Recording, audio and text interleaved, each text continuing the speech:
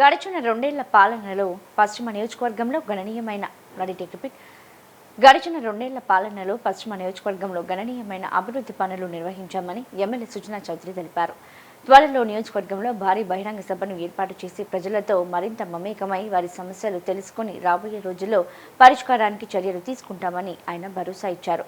GO number 30 ద్వారా పేదలకు ఇళ్ల పట్టాలను రిజిస్ట్రేషన్ చేయనున్నట్లు ఆయన ప్రకటించారు. పశ్చిమ ఎమ్మెల్యే సుజనా చౌదరి భవానీపురంలోని తన కార్యాలయంలో ప్రజా దర్బార్ నిర్వహించారు.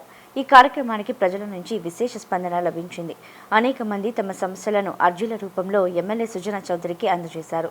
అనంతరం ఆయన మాట్లాడుతూ ప్రజల నుంచి వస్తున్న సమస్యలను ప్రాధాన్యత క్రమంలో పరిష్కరిస్తున్నామని వివరించారు.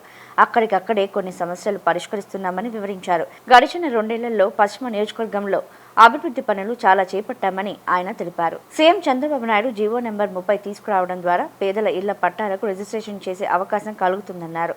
పట్టాలు రిజిస్ట్రేషన్ లేక వారు తీవ్ర ఇబ్బందులు పడుతున్నారని, ఆ సమస్యకు పరిష్కారం ఈ జీవో ద్వారా లభించిందన్నారు. గడిచిన 2 ఏళ్లలో జరిగిన అభివృద్ధిని ప్రజలకు వివరించేందుకు జూన్ 15లోగా ఒక బహిరంగ సభను ఏర్పాటు చేయనున్నట్లు ఎమ్మెల్యే సుజనా చౌదరి వెల్లడించారు.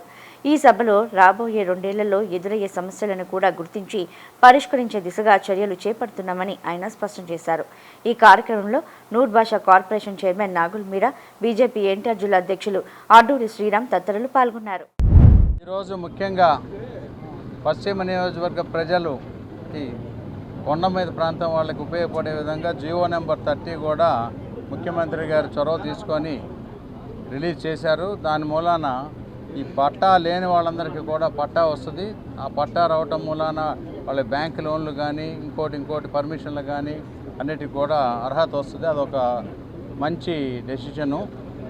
2 సంవత్సరాలు అయిన సందర్భంగా అందరితో పాటు నేను కలిసి తెలుసుకుంటే ప్రభుత్వానికి ఆర్థిక సమస్యలు అనేకం ఉన్నప్పటికీ కూడా ఈ 2 సంవత్సరాల్లో అన్నీ సర్దుకొని ప్రజలకి ఎన్ని విధాలుగా అయితే పెన్షన్స్ అప్లై చేయడం కానీ, ఇప్పుడు టిట్కో ఇల్లులు కూడా మన 600 ఇల్లులు అలాట్మెంట్ చేసి రిలీజ్ చేయడం జరిగింది.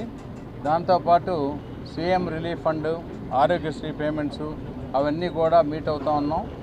ప్రజలకి ఇంకేదన్నా సమస్యలు అంటే విద్య, వైద్యం అయితే మాత్రం మా సుజనా ట్రస్ట్ నుంచి కూడా స్పెషల్గా ప్రతి శనివారాలు పెట్టి వీలైనంత వరకు ప్రజల్ని సిక్ అవ్వకుండా, అంటే సిక్ కేర్ కాకుండా ప్రివెంటివ్ సిక్నెస్ అన్నమాట. సిక్ కాకుండా ఎన్ని విధాలుగా చేస్తే అన్ని విధాలుగా మేము ప్రయత్నం చేస్తున్నాం. మా ఎమ్మెల్యే ఆఫీస్ నుండి సుజనా ఫౌండేషన్ వాళ్ళ సహకారంతో. దాంతోపాటు విద్యలో కూడా సీడ్స్, క్రిస్ప్ అనే ఆర్గనైజేషన్స్తో అంగన్వాడీలు అన్నింటిని కూడా ఇంప్రూవ్ చేసాం. ఇంకా ఈ 2 సంవత్సరాలైన సందర్భంగా ఇంకో 15 రోజుల్లో మీటింగ్ పెట్టి అందరితో కూడా ఒకసారి భారీ ఎత్తున కలిసి ప్రజల నుంచి ఫీడ్బ్యాక్ తీసుకొని ఇంకా మార్పులు చేర్పులు ఏమైనా చేయాలంటే కూడా మా ఆఫీస్ నుండి చేయడానికి సిద్ధంగా ఉన్నాం.